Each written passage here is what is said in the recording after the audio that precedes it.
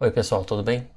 Neste vídeo falaremos um pouco sobre a molécula da água e o papel dela frente a várias biomoléculas. Então pessoal, vamos falar da água desde o comecinho. Vamos falar da sua composição, o básico.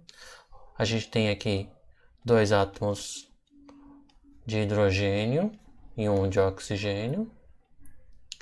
A gente também, como que a gente escreve as ligações existentes na molécula da água? Então, se a gente lembrar lá da distribuição eletrônica, a gente tem na camada mais externa da água 6 elétrons na camada de valência, então a gente coloca os 6 aqui. Lembrando que faltam 2 elétrons para completar o octeto. Esses 2 elétrons vão vir do hidrogênio, certo? Cada hidrogênio contribui com um elétron e ele precisa de mais um elétron para completar a configuração de um gás nobre. Então, no caso, são duas ligações covalentes. Agora, essas ligações são covalentes do tipo polar ou apolar? A gente sabe muito bem, então, que são ligações covalentes polares, porque o oxigênio ele é mais eletronegativo que o hidrogênio.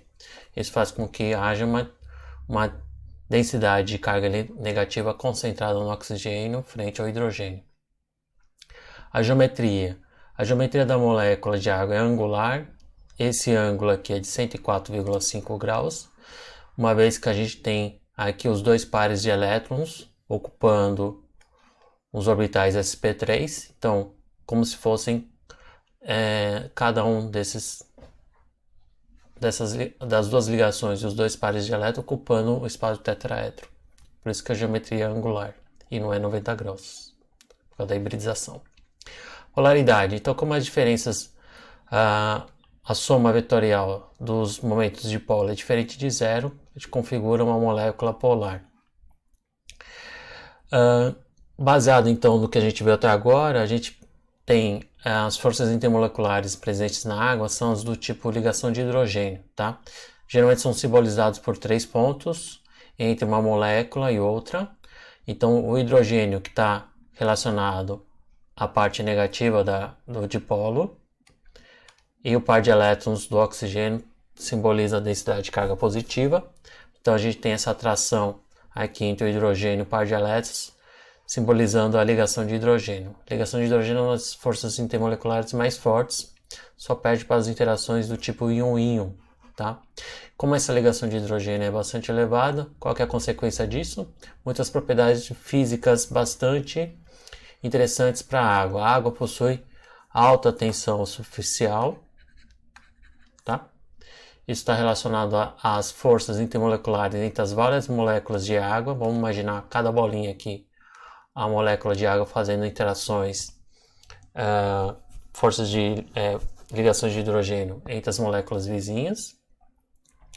Outra propriedade física está relacionada às ligações de hidrogênio fortes, tá? Pelo fato do alto ponto de ebulição da água, que é em torno de 100 graus Celsius. Com base de comparação, o metano, que tem um peso molecular parecido com a água, tem um ponto de ebulição muito baixo e está atrelado às diferenças de forças intermoleculares. Outra propriedade da água é a sua capacidade de dissociar e ionizar diversas substâncias. Aqui a gente tem ácidos, bases e sais, sendo, no caso do sal a gente fala de dissociação, bases e ácidos a gente fala em ionização, tá? Como que ocorre esse processo de dissociação e ionização? Então, de modo geral, você tem o seu sólido, né, no caso de um sal, e aqui você tem um retículo cristalino. Com o passar, à medida que ele vai interagindo com a água vai realizando interações do tipo íon-dipolo e vai rompendo as interações íon-íon do retículo cristalino, tá? E aí, com o passar do tempo, mais interações íon-dipolo são feitas e menos interações íon-íon são desfeitas, tá? E aí, no final, você tem todos os seus íons solvatados pela água. No ponto de vista entálpico, esse processo pode ser desfavorável, mas o que faz com que esse processo seja espontâneo para grande parte dos sais que se dissolvem em água é por causa da entropia. Outra propriedade da água frente a moléculas que tenham uma polaridade bem baixa, né, como óleos e gorduras.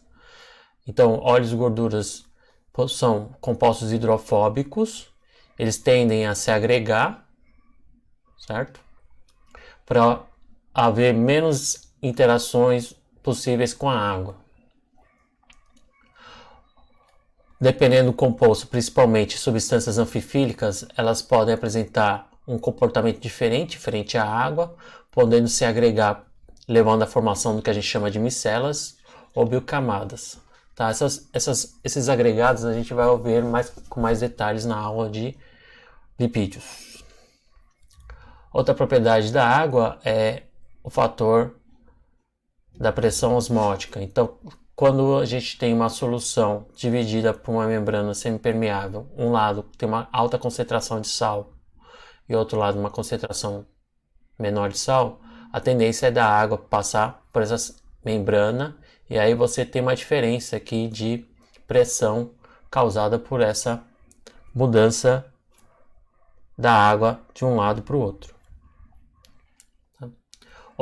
Outra propriedade que a água apresenta é o processo de difusão. Aqui está exemplificado com a adição de uma gota de um corante.